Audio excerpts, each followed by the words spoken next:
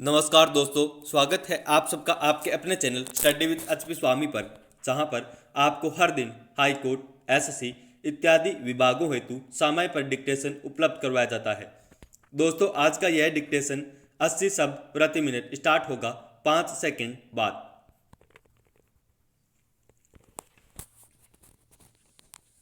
Start. उपाध्यक्ष महोदय, मैं राष्ट्रपति महोदय के भाषण पर जो धन्यवाद प्रस्ताव है उसका समर्थन करने के लिए खड़ा हुआ हूँ।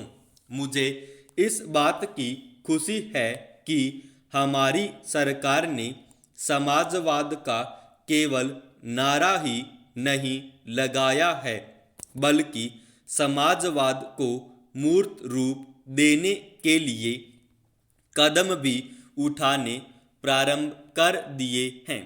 सबसे बड़ी बात तो यह है कि गरीबी हटाओ, गरीबी मिटाओ यह केवल आंदोलन ही नहीं रहा, बल्कि इसको कार्य रूप में परिणत करना भी आरंभ कर दिया गया है। इसके लिए मैं अपने प्रधानमंत्री को जितना भी धन्यवाद दूं वह थोड़ा ही है। मुझे आपसे यह भी कहने का साहस हो रहा है कि सरकार ने इस समय हमारे पहाड़ी क्षेत्रों को पूर्ण राज्य का दर्जा दे दिया है। आज तक तो वे बिल्कुल पिछड़े हुए थे। मैं आपसे यह कहने का भी साहस कर रहा हूँ कि पहाड़ी और सीमा के क्षेत्रों को राज्य का अधिकार तो दे दिया गया है, उनको यह अवसर भी दिया गया है कि वे अपने पिछड़े हुए इलाके को उन्नत बनाने के लिए स्वयं प्रयत्न करें और अपने पैरों पर खड़े हों। लेकिन मुझे बड़े दुख के साथ आपके सामने यह कहना पड़ रहा है कि हमारे उत्तर प्रदेश के जो पहाड़ी जिले हैं वे आज भी बहुत ज़्यादा पिछड़े हुए हैं और उनको कोई देखने वाला नहीं है। मैं सरकार का ध्यान इस बात की ओर दिलाना चाहता हूँ कि कुछ दशक पहले इसी दिल्ली में पहाड़ी इलाकों के सैकड़ों भूमिहीन किसानों का एक बहुत बड़ा जुलूस निकला था और उन्हें हमारे राष्ट्रपति ने आश्वासन दिया कि उनकी भूमि समस्या हल करने के लिए वे उत्तर प्रदेश की सरकार को लिख रहे हैं। लेकिन आपको सुनकर आश्चर्य होगा कि कई वर्ष बीत गए हैं, किंतु एक चप्पा भूमि भी किसी भूमिहीन को आज तक नहीं दी गई है। हमारे भूमिहीन किसान कभी जेल में सड़ते हैं और कभी कहीं मारे फिरते हैं, लेकिन भूमि उन्हें नहीं मिली।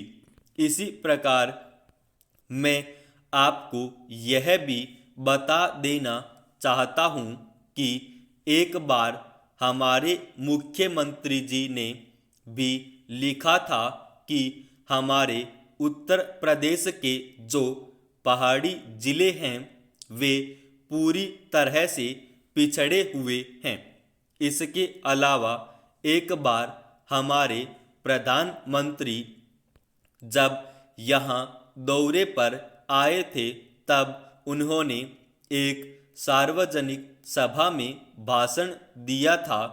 उपाध्यक्ष महोदय, अपने भाषण में उन्होंने कहा कि मैंने आज तक ऐसी गरीबी के दर्शन नहीं किए जैसा कि मैं देख रहा हूँ। ऐसी गरीबी जब हम स्वतंत्र नहीं थे तब अवश्य देखने को मिलती थी, लेकिन स्वतंत्रता के पश्चात मैं पहली बार ऐसी गरीबी देश के किसी भाग में देख रहा हूँ। देश के विकास के काम को बढ़ाकर ही ऐसी गरीबी हम हटा सकते हैं। सरकारी उद्योगों की स्थिति अजीब है। हर संभव कोशिश से और सद्भाव बनाकर संस्कारी उद्योगों के कर्मचारियों को आप अच्छा वेतन देते हैं और उन्हें रहने का अच्छा स्थान देते हैं, फिर भी घाटा होता है और देश का नुकसान होता है। कारण क्या है? कारण यह है कि आपकी औद्योगिक नीति गलत है और जो रुपया आपके पास है उसको भी आवश्यक काम के लिए खर्च नहीं कर रहे हैं। एक तरफ बोकारो के लिए 600 करोड़ रुपया रख रहे हैं और दूसरी ओर राजस्थान नहर को पूरा करने के लिए आप कहते हैं कि हमारे पास पैसा नहीं है। एक और महाराष्ट्र के अंदर आप नई चीनी मिलें खोल रहे हैं और दूसरी ओर उत्तर प्रदेश और बिहार के अंदर कारखाने बंद हो रहे हैं या जो उनकी क्षमता है उस पर पूरे तौर पर काम नहीं कर रहे हैं।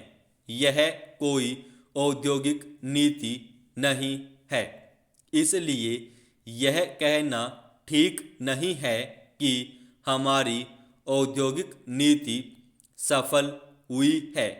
मंत्री महोदय कहते हैं कि वे सिंचाई के लिए एक सिंचाई आयोग बनाएंगे।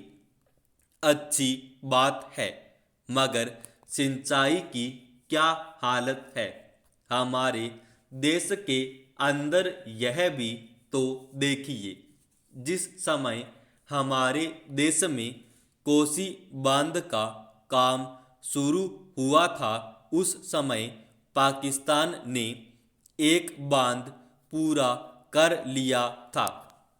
वहाँ उससे सिंचाई हो रही है और हमारे यहाँ इसका काम आधा भी नहीं हुआ है।